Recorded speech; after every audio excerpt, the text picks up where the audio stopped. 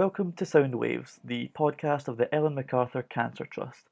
This is where we will share stories, go behind the scenes, and stay in touch with everyone who has a relationship with the Trust.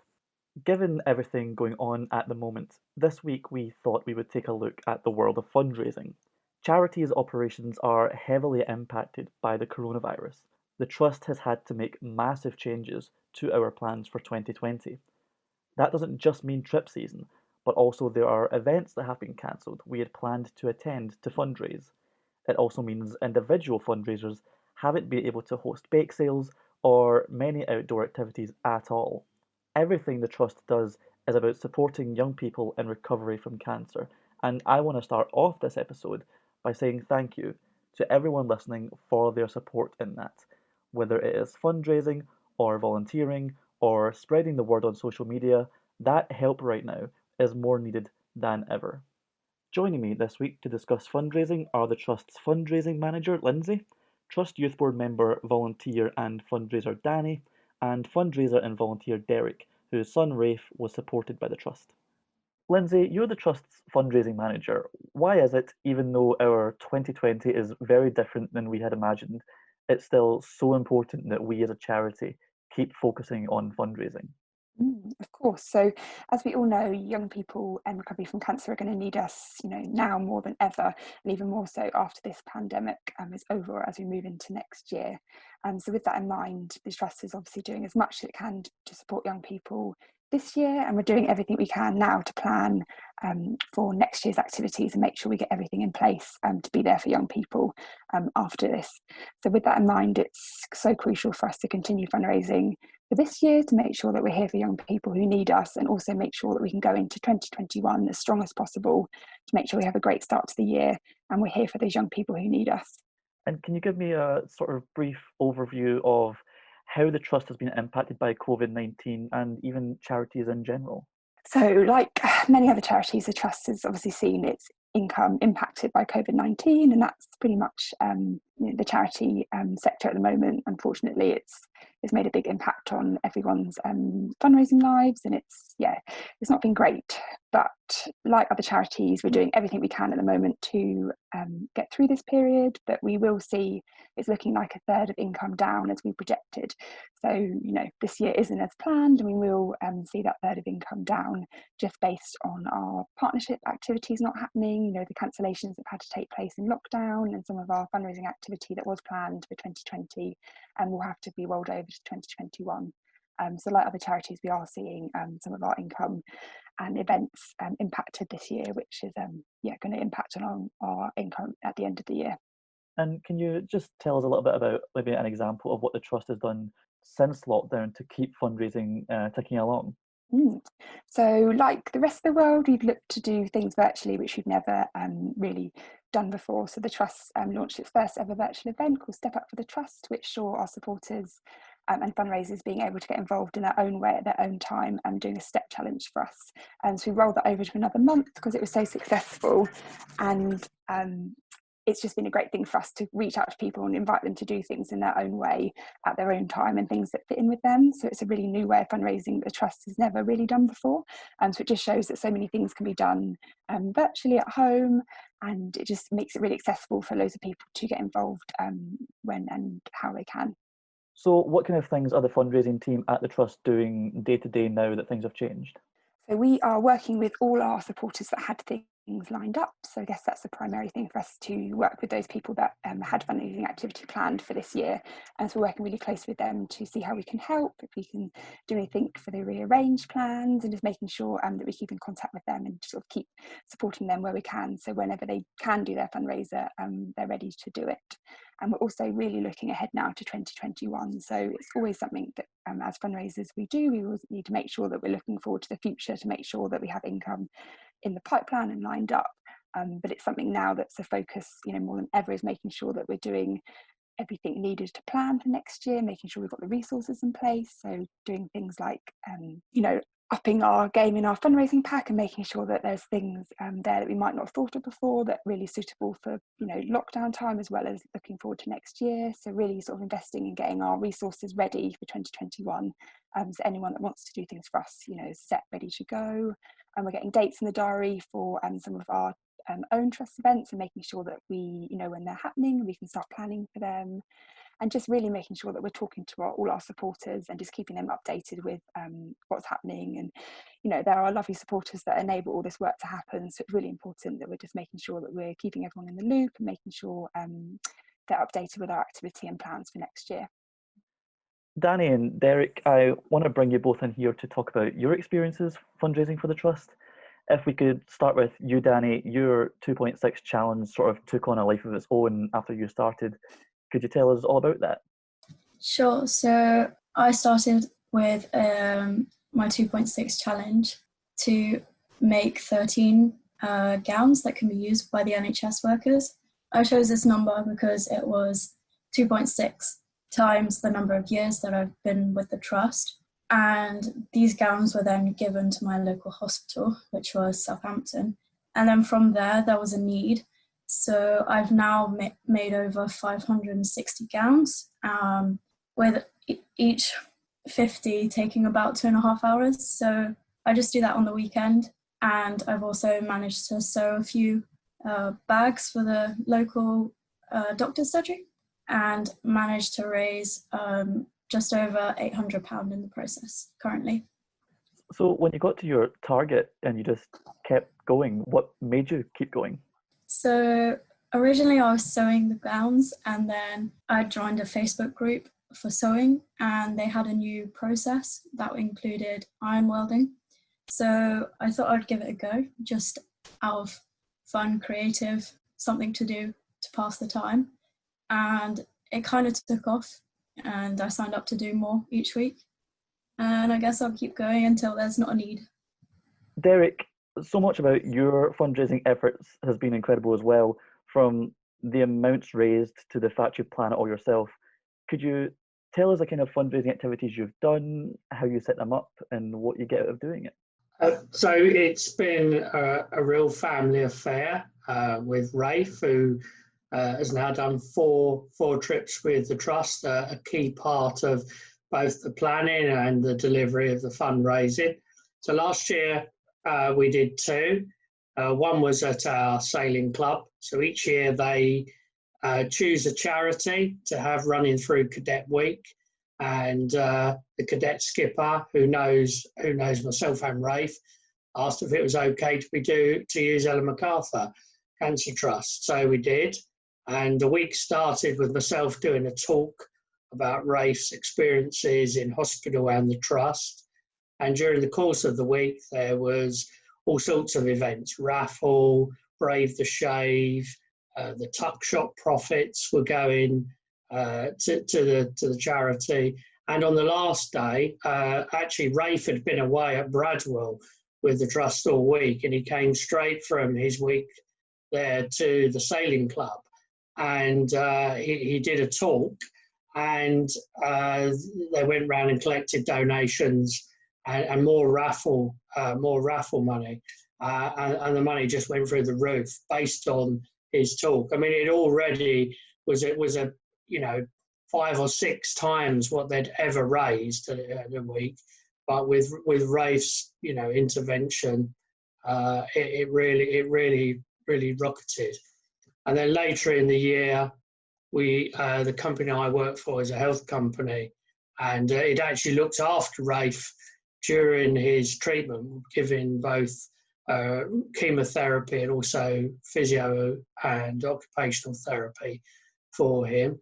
We run a charity golf day each year. This year we chose the Ellen MacArthur Cancer Trust, and again Rafe came along at the dinner and did a talk, and as people were saying, you could just see people's wallets falling open, and we raised nearly £9,000 at that event.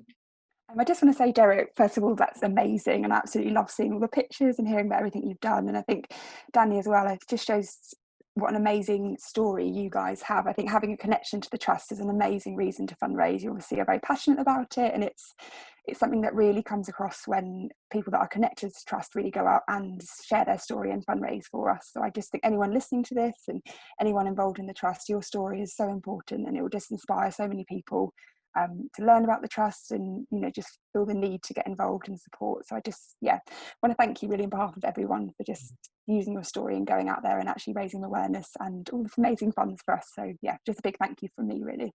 I was going to ask about that part of the talks that you and Rafe have given. What kind of things do you talk about in them? So we'd start off talking about, you know, Rafe when he was 4 and how he was diagnosed and ended up in Great Ormond Street Hospital, brain surgery, chemotherapy, radiotherapy, and all the long-term complications that's brought. And you can see people, you know, just almost, you know, if they've never had a child go through this, just in shock at what we tell them and just thinking, how do you ever come back from something like that? And then we talk about Rafe's time at the Ellen MacArthur Trust and actually, you know, the massive positive impact that's had on his life.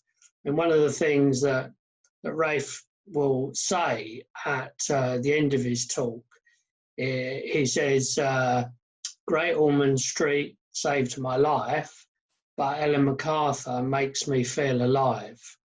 And that just has a massive impact and really shows, you know, the journey he's been on, but also, you know, the really positive impact that, you know, Ellen MacArthur Cancer Trust has on his life, but on the lives of all the young children, you know, that they touch.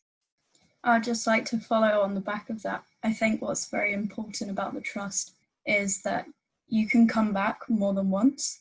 So you're not left in the dark, or after treatment, you have 1 year to help get back on your feet.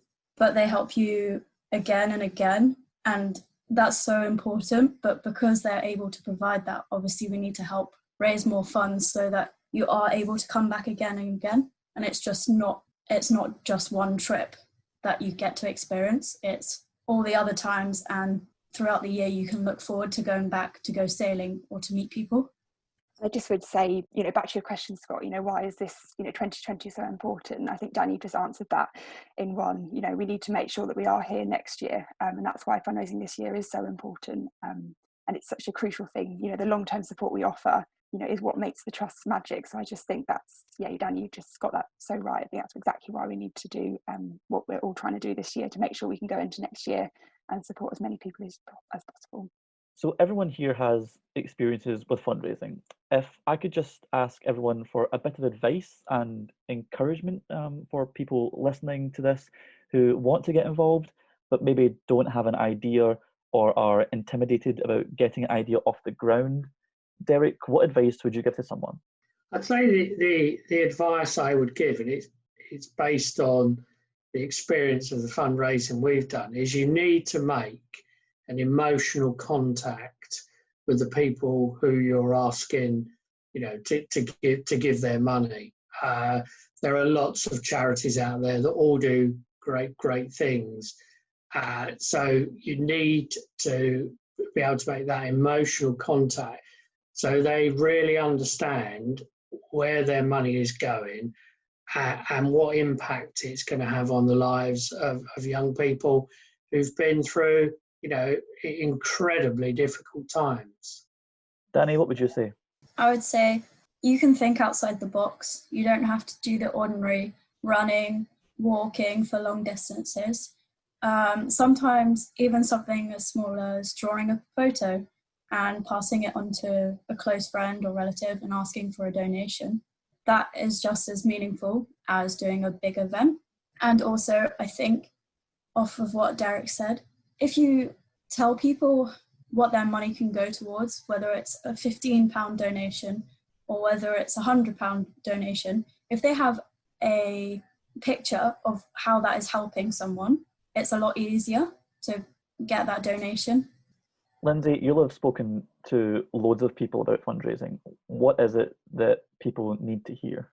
Oh, I would say everyone can be a fundraiser. I think if you're passionate about something, you are a fundraiser. You're spreading the word about something and you really want to help it. So I just think anyone out there that may not have done fundraising before, or like Danny said, maybe you don't think run is for them, or they might not have an idea at the moment. I just think speak to us, go on the website, see what other charities are doing, speak to friends and family. I just think fundraising is open for everyone. You can get involved in your own way at your own time. You can start small, you can go in with a massive idea, you can do it by yourself, you can do it with your friends, your schoolmates, your work colleagues, anything's possible. I just think everyone is a fundraiser. You just have to be passionate about something, and then your friends and family will just respond to that and really want to help you raise money for a cause that means so much to you. So I just think don't be afraid to start. Just get an idea, speak to us, give us a call, go on the website, send us an email. We're around to help. That's really what we're here for. So yeah, I just invite everyone to think about what they could do, because there's definitely an idea for everyone. At the end of each trust trip, we play best bits, worst bits, and funniest bits, looking back over the week. And we've turned it into a bit of a thing that's how we end Soundwaves episodes too, by sharing some tales and experiences with the trust. Derrick, out of everything you've been involved with the trust, all the experiences you've had, what's been the best bit? So from the first fundraiser we did, which was at the sailing club, there was about 150 children there and their parents, so it was absolutely packed. And they just had all the prize giving, and there had been shouting and screaming, which pretty much is what had happened the whole week. And then Rafe came to the front and he started to speak, and there was absolute silence all through his talk about his journey and his experiences with the trust. And when he used that phrase, Great Ormond Street saved my life, but Ellen MacArthur makes me feel alive, you could see the tears rolling down the faces of a lot of the parents. And it was at that point, you really knew that that entire audience understood why, donating their money or their time to the trust as part of that cadet week, why it was so important and why they were so glad to do it. Lindsay, I don't want to lower the mood, but can I ask you for a worst bit? Well, Scott, I always find this one very hard. As we know, I actually did go away and really, really think if I did have a worst bit, and I actually don't. I've got nothing to give, I'm afraid, on the worst bit. I will say, though, obviously, I'm very disappointed that our events and kind of partnership activity obviously has been postponed this summer. That was very disappointing. So that was probably something I didn't expect to happen in 2020. But yeah, looking forward to next year. I'm afraid no other worst bits for you this week. Danny, do you have a funniest bit for us? Yeah, so I was thinking about this, and obviously everyone always has funny moments when playing the games in the evening. But then I was thinking, what do we do in the daytime? And we play the peg game on board. And this is where someone has a peg and you peg it on someone, and then you shout the word peg. They have 5 seconds to find it on them. And it's just a little game that goes on normally whilst the wind's a bit quiet, so there's not a lot to do on deck. And we had this game going on the volunteer training, and we managed to peg, I think, around 36 pegs on Laura, one of the trust team. And that was quite funny because she didn't realise until probably a good 20 minutes after they fell off her back. And that's it for this week. I just want to give a huge thank you to Lindsay, Danny, and Derrick, and to you as well for joining us. I want to thank the players of People's Postcode Lottery too. Talk about fundraising, their support over the years has made an immeasurable difference to what the Trust is able to offer young people in recovery from cancer. Each episode of this Soundwaves podcast can be found hosted on our website at ellenmacarthurcancertrust.org, and we are now on Apple Podcasts and Spotify too, so please do follow and subscribe and rate us if you want to hear more from us. Until next time, take care.